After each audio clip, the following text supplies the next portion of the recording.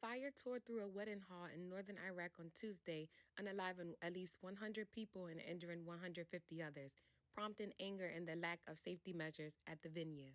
Fireworks were set off at the venue, but the hall did not meet safety criteria. Because of the fireworks, the ceiling collapsed on the people in the hall. Interior Minister Abdul Amir said justice will be served to those who were negligent.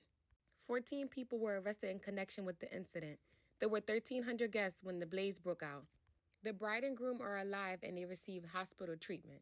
The father of the groom said he held the owner of the hall responsible for what happened at the party because there were no extinguishers or safety measures in the hall.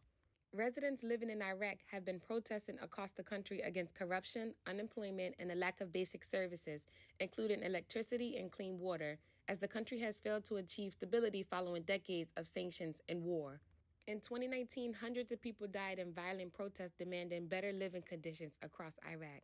The wedding hall where the fire broke out was covered with highly flammable eco bomb panels that violated safety instruction requirements. The fire led to the collapse of parts of the hall as a result of the use of highly flammable, low cost building materials that collapse within minutes when a fire breaks out.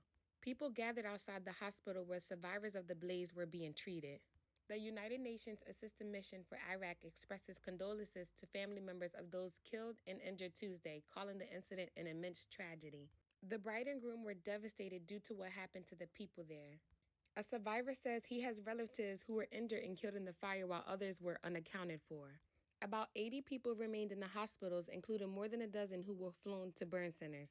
The sense of loss here is mixed with anger and disbelief as a report from the initial investigation into the fire's cause found what many witnesses has already said.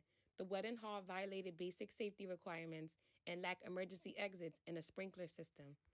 اسحبها ما تقدر تمشي من ورا الفستان I مالها. grabbed my wife and I اسحب began to بيها. drag طلعت her. من I من kept باب dragging her المطبخ and على trying to get her out of the kitchen اللي بده entrance. يطلع As people بس were اللي fleeing, they were بيخلص trampling on يطلع her. يدوس Her عليها، legs are يدوس injured. عليها. رجع كلها متورمين هسه. زفة يطلع. On the wedding night, why did this happen? What did we do? Why did this happen? قاعدين قدامك It's عايشين. true, we're sitting here in front of you alive, but inside, we're dead. We are numb.